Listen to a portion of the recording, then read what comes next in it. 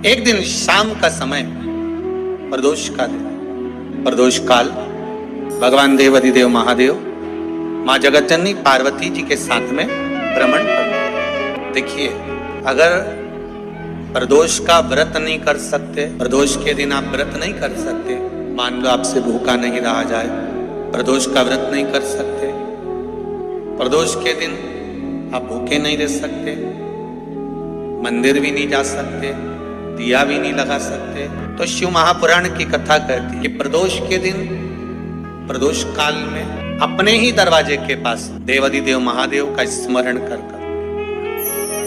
लक्ष्मी की वृद्धि के, कार्य सिद्धि के, संपदा को प्राप्त करने के लिए आप अपने ही दरवाजे के पास में एक दीप लगा सकते। कौन से दिन? प्रदोष। उससे 1000 गुना शिवलिंग में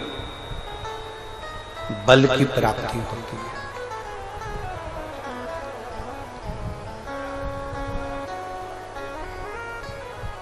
प्रदोष के दिन यदि आपको कहीं से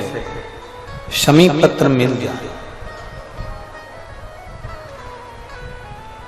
प्रदोष के दिन यदि कहीं से आपको शमी पत्र मिल जाए और प्रदोष काल में, प्रदोष का जो समय होता है, शाम का जो समय होता है प्रदोष काल, 4 प्रदोष 5 प्रदोष आप कर देखिएगा कि आपका कोई काम है, कोई नौकरी के लिए आप अप्लाई कर रहे हैं, कोई समस्या बड़ी विकट आ गई है, कोई तकलीफ, बड़ा गला पकड़ रहा है बेटा, कोई तकलीफ विकट आ गई है, कोई समस्या विकट आ गई है, प्रदोष के प्रदोष काल में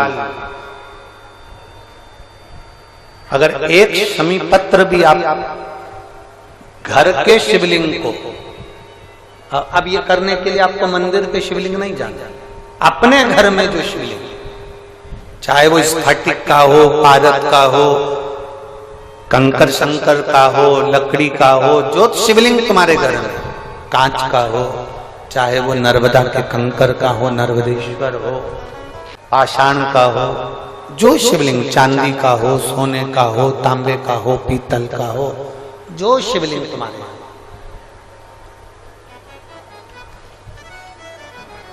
एक शमी पत्र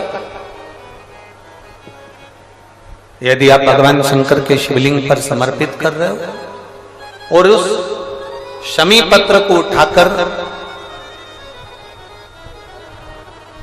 रात्रि को 9:15 की जो एक मुहूर्त होता है, एक समय होता है, जिस समय पर हम अपने मन की बात भगवान शंकर को कहते हैं, पूर्व में भी इसका वर्णन हम कर चुके हैं कथाओं में, उस 9:15 पर वो शमी पत्र को उठाकर एक कागज में, एक कटोरी में उसको रखते हैं। 4 या 5 प्रदोष के उस शमी पत्र को अपने पास में रखिए और जिस कार्य के लिए जा रहे हो उसको जेब में ऊपर के भाग में उसको रखकर लेकर जाइए, आपका वो कार्य सफल होकर ही रहेगा, वो रुक नहीं सकता। शमी पत्र में इतना बल होता है, प्रदोष का जो शमी पत्र होता है वो बड़ा बलवान होता है, बड़ा एक पत्र है। 2 चीजें बड़ा स्मरण में रखिएगा। एक, बैसाख महीने में मट्टी के पात्र का जल, जब बैसाख का महीना आए ना, जितने यहां बैठे और जितने आस्था चैनल पर सुन रहे हो, जितने फेसबुक यूट्यूब पर कथा श्रवण कर रहे हैं, जितने मोबाइलों पर देख रहे हैं, प्रयास करना, बैसाख के महीने में मिट्टी के पात्र में जो रात्रि भर जल रखा हो, मिट्टी के पात्र में, अगर आपके पास में घड़ा हो, हंडा हो, नी हो, तो दिया हो, दीपक हो, कुल्लड़ हो, कोई भी तुम्हारे पास में जो मिट्टी का पात्र, उसमें जल भरना। वो जल बैसाख के महीने की किसी भी सोमवार के दिन, किसी भी सोमवार के दिन, बैसाख महीने या किसी प्रदोष के दिन या बैसाख महीने के शिवरात्रि के दिन, वो मिट्टी के पात्र का जल अपने घर के प्रत्येक व्यक्ति का स्पर्श कराकर उस मिट्टी के पात्र के जल को तांबे के पात्र में डाल लीजिए और घर के प्रत्येक व्यक्ति का स्पर्श करा लीजिए और शंकर भगवान पर कुंदकेश्वर महादेव के नाम से समर्पित करिए। कुंदकेश्वर महादेव। कभी जीवन में पीछे पलट कर देखने की जरूरत नहीं पड़ेगी, आप उन्नति की सीढ़ी की ओर बढ़ते चले जाओ। किसी भी प्रदोष के दिन, प्रदोष काल में एक बार लगा दे, उसके बाद में अपनी कामना कर कर बेलपत्री एक छोटा सा उपाय अवश्य करिएगा। अगर बच्चे कोई एग्जाम में बैठ रहे हैं या कंपटीशन एग्जाम है या नौकरी के लिए अप्लाई कर रहे हो, मान लो 4-6 महीने से बैठे हो, 8 महीने से बैठे हो, सर्विस नहीं है, नौकरी नहीं है, तो एक छोटा सा उपाय अवश्य करिएगा शिव महापुराण का। महाराज बेलपत्री के पेड़ के नीचे विराजमान होकर, बेलपत्री के पेड़ के नीचे जिसको नौकरी के लिए या एग्जाम में बैठ रहा है वो जल चढ़ाए, बेलपत्री के पेड़ के नीचे थोड़ा सा दूध चढ़ाए, फिर जल चढ़ाए और अपने राइट भाग में घी का दिया और अपने लेफ्ट भाग में तेल का दिया। किसी भी प्रदोष के दिन, प्रदोष काल में एक बार लगा दे, उसके बाद में अपनी कामना कर कर बेलपत्री के पेड़ के नीचे धोख लगाकर प्रणाम कर कर आ जाए और चले जाए इंटरव्यू के लिए, बाबा उत्तीर्ण करा ही देगा, नौकरी दिलाए। जिस दिन रविवार की प्रदोष पड़े उस दिन एक लाल वस्त्र में पीली सरसों रखकर और उसके अंतर्गत कुछ भी, एक या तो बमूल का कांटा ना मिले तो गुलाब का कांटा ही उसके अंतर्गत रख लीजिए। और मान लो कोई काम ऐसा है कि उसमें पैसा तुम्हारा आ ही नहीं रहा, बहुत घाटे पर घाटा जा रहा है, नुकसान बहुत हो रहा है और कोई काम हो ही नहीं रहा, तो महाराज जिस दिन रविवार की प्रदोष पड़े उस दिन एक लाल वस्त्र में पीली सरसों रखकर और उसके अंतर्गत कुछ भी, एक या तो बमूल का कांटा ना मिले तो गुलाब का कांटा ही उसके अंतर्गत रख लीजिए और उसको शिव मंदिर का स्मरण कराकर शंकर भगवान का नाम लेकर रू भैरव, कौन सा भैरव है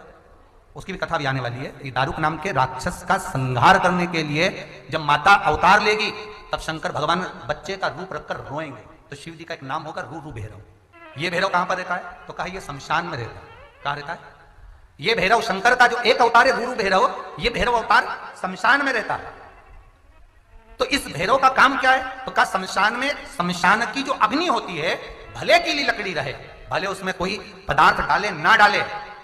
थोड़ी देर में वो अग्नि रू आवाज, हल्की सी शमशान की जो अग्नि जलती है उसमें एक आवाज आती है। आप ऐसे कोई अग्नि जलाएंगे ना तो आवाज नहीं आएगी, ध्यान देना। हमारे शमशान में अगर जो लोग गए होंगे मुर्दा जलाने के लिए, तो अगर वो एकांत में बैठेंगे तो उसमें से एक आवाज आती है रू रू रू। तो शिव पुराण कह रही है कि उस सरसों को, कांटे को रूरू भैरव का नाम लेकर जिस व्यापार जो नहीं चल रहा है, दुकान जो नहीं चल रही है, उस दुकान के सामने, उस व्यापार के सम्मुख में उसको जला दिया जाता है। यह करा जाता है रवि प्रदोष के दिन। महाराज कौन से प्रदोष? रवि प्रदोष के, जो सुख का भान कराती है, व्यापार की उन्नति के लिए, समृद्धि के लिए, लक्ष्मी के लिए इसका प्रयोग किया जाता है। तो यहां पर दारुक नाम का जो असुर है, दारुक नाम का जो राक्षस है, उसका एक ही कहना है कि मैं मरूं, मना नहीं है ब्रह्मदेव पर, वो मरने का। नंदी का एक पांव जो ऊपर होता है, आप लोग दर्शन करे होंगे शंकर जी के मंदिर में नंदी के, तो नंदी का एक पांव उठा हुआ होता है, एक पांव नीचे की ओर होता है। हड्डी से जुड़ा हुआ रोग, नेत्रों से जुड़ा हुआ, मस्तिष्क से जुड़ा हुआ कोई रोग रहता है तो एक नीले कलर का फूल आता है महाराज, उस फूल में हल्दी डालकर गुरुवार का प्रदोष पड़ने पर जो नंदी के पांव के पास समर्पित कर देता है महाराज, उसका रोग धीरे धीरे समाप्त होने लगता है।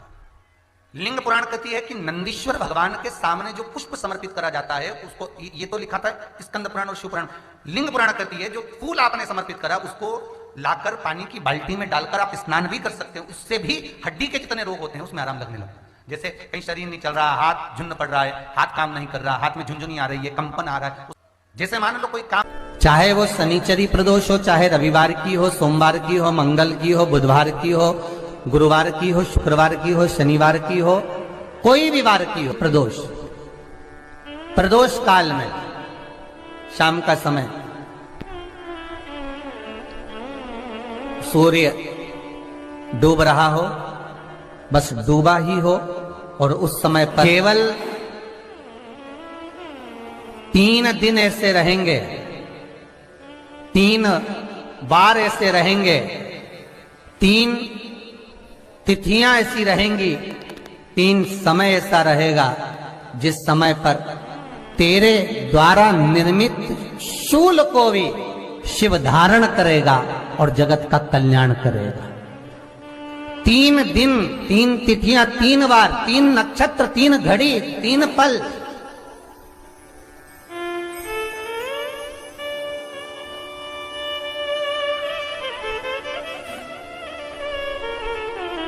जिसमें बाबा शूल भी धारण करते हैं, और शूल अकेले धारण नहीं करते महाराज। जो धतूरा होता है ना, दर्शन करें धतूरे के, कांटे कांटे सा होता है धतूरा, तो वो धतूरे के साथ में बाबा शूल धारण करते हैं। बेलपत्री के शूल को, ये बहुत बहुत आनंदमय कथा है महाराज जी। जिसके जीवन में हमेशा कांटे ही मिले हैं। बेटी बड़ी हुई तो घर में मायके में दुख देखा, और मायके से गई ससुराल में तो ससुराल में दुख देखा। ससुराल में भी दुख देखने के बाद में भी पति को बहुत कुछ काम खुलवाया, बहुत धंधे खुलवाए, नौकरी लगवाई, पर वो पति बार बार छोड़ कर आ गया, बार बार तकलीफ भोग रहा है, बार बार कष्ट भोग रहा है। फिर थोड़े दिन काम करता है, थोड़े दिन छूट जाता है, फिर व्यापार में बढ़ता है, फिर छूट जाता है, फिर कोई दुकान खुलवाई, थोड़े दिन अच्छी चली, फिर वापस वहीं घर पर आकर बैठ गया। अर्थात उसके जीवन में वो शूलता चल रही है। तो बाबा देवाधिदेव महादेव कहते हैं, ये 3 घड़ी, 3 पल, 3 नक्षत्र, 3 समय, 3 दिन में जो शूल मुझे समर्पित करता है, उसके जीवन से मैं शूल हटा देता हूं। वो 3 दिन लिखे स्कंद पुराण।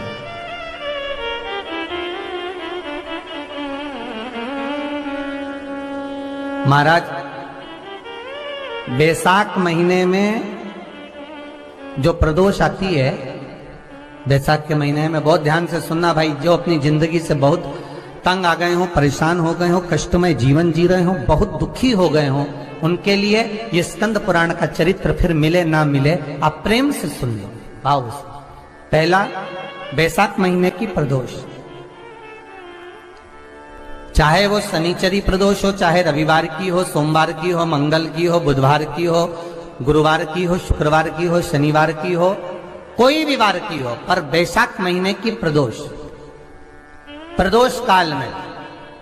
शाम का समय सूर्य डूब रहा हो, बस डूबा ही हो, और उस समय पर सूर्य के डूबन के तुरंत बाद बाबा को धतूरे के साथ में बेलपत्री ना चढ़ाते हुए, बेलपत्री के वृक्ष के 7 कांटे बाबा के शिवलिंग पर समर्पित करे जाते हैं महाराज, अपनी जिंदगी में अड़चनों को हटाने के लिए। फिर आप जिस व्यापार में उतरे, जिस व्यवसाय में उतरे, जिस नौकरी में उतरे, आप दिल से करें, आपको तरक्की मिलेगी। आप हार नहीं सकते, नीचे नहीं आ सकते, उन्नति पर ही चढ़ेंगे। एक वैशाख मास की प्रदोष। दूसरा, शिवरात्रि के दिन मध्याह्न का समय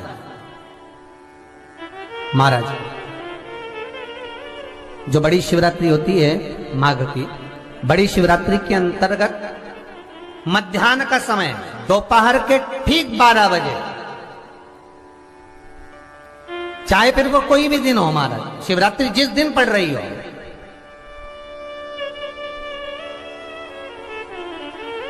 उस दिन भी धतूरे के साथ बाबा को 7 कांटे बेलपत्री के वृक्ष के समर्पित होते हैं महाराज। इसमें आप ये वाले जो कांटे हैं, जो शिवरात्रि के दोपहर 12 बजे वाले हैं, अगर कोई मदिरा पीने वाला हो, व्यसन में डूबने वाला हो, कोई जुआ खेलने वाला हो, कोई गलत वैश्यावृत्ति करने वाला, या अपने मार्ग से विचलित कोई व्यक्ति है, उसके लिए भी ये कांटे बहुत काम आते हैं महाराज।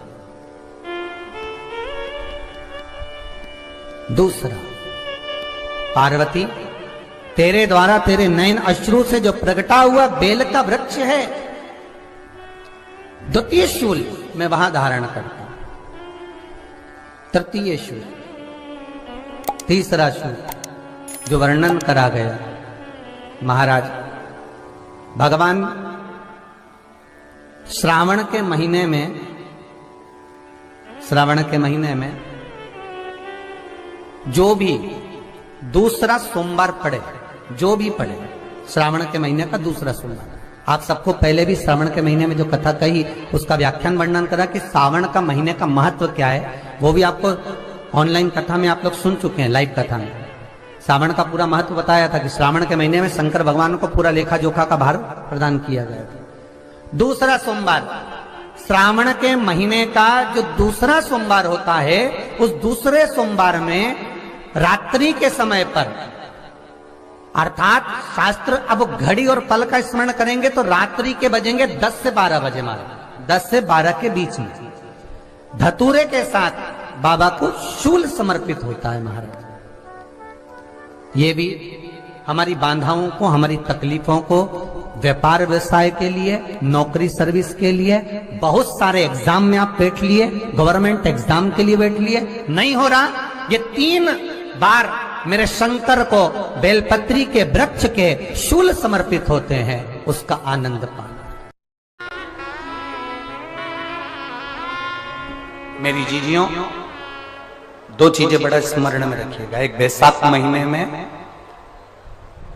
मट्टी के पात्र का जल, अभी अभी क्या चल रहा है? फागुन। अभी क्या चल रहा है? फागुन। जब बैसाख का महीना आए ना,